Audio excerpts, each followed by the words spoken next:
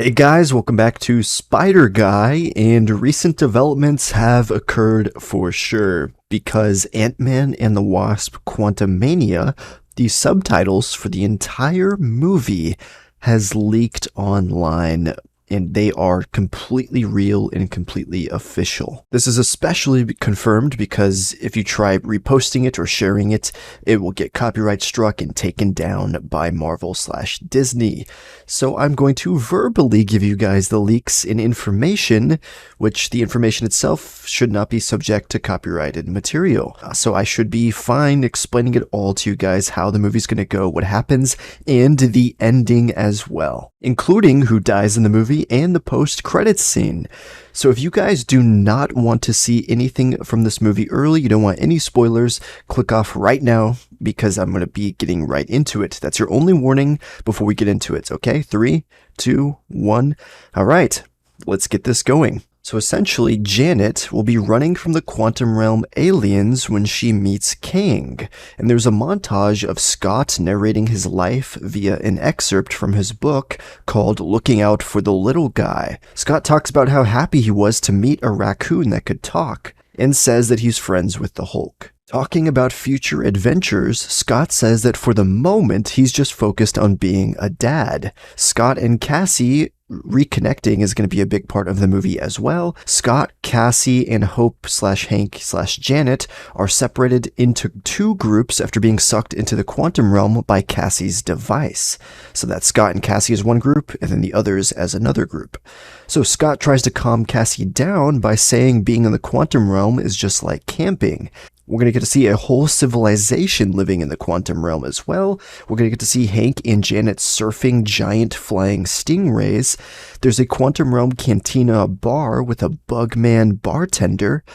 Bill Murray's Krylar is a quantum realm aristocrat who's hinted to have a fling with Janet when she was originally stuck there.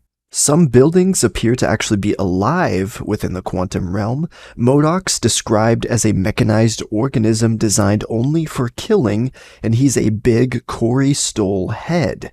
We will get to know Kang's backstory as well. Janet and Kang were both trapped in the quantum realm together in the past, and he has a ship that can travel the multiverse.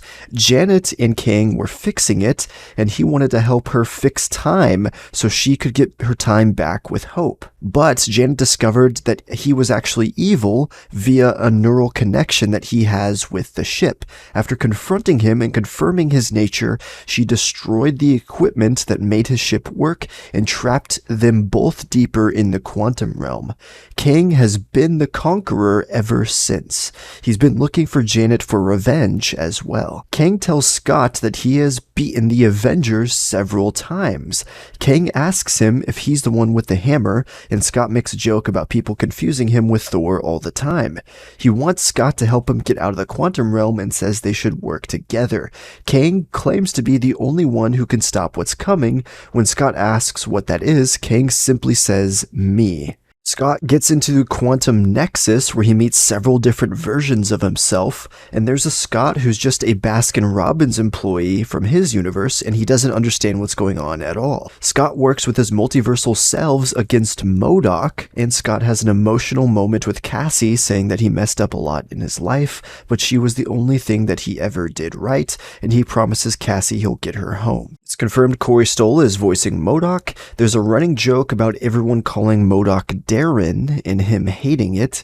Janet calls Kang by his name, Nathan, and Kang tells Janet that she gave him a lot of time to plot his revenge by leaving him stranded in the quantum realm. He tells her that when he leaves, the first universe he'll claim will be hers. Kang reveals he's built an empire and says he'll take it with him to conquer all the universes. The final battle is huge and sort of reminiscent of the final battle from the Aquaman movie with all of its moving pieces together. We will see a giant Cassie fighting MODOK. She tries to talk him into switching sides.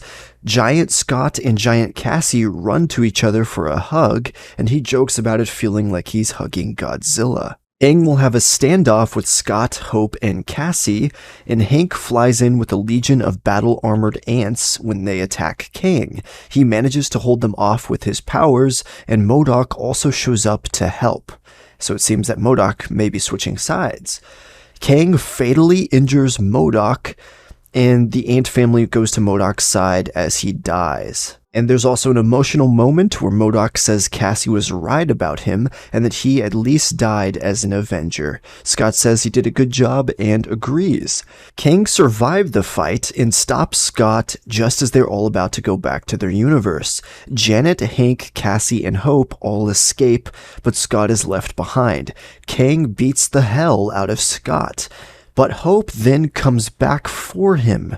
They almost manage to trap Kang in the quantum realm, but he then escapes and traps Scott and Hope inside the quantum realm. Hank guarantees Janet and Cassie that they'll eventually find them. And at the end of the movie, Hope and Scott look out at the quantum realm, and Hope says to Scott that their family will be okay and that they have to trust them just to find the duo.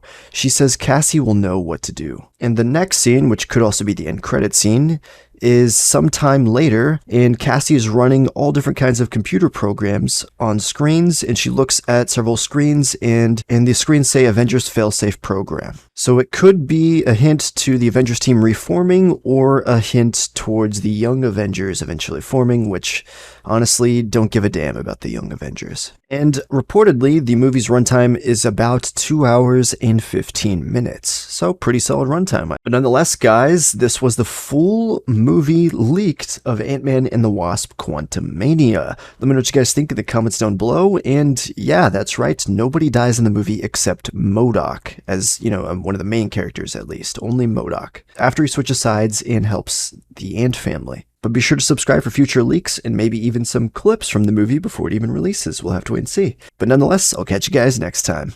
Peace out.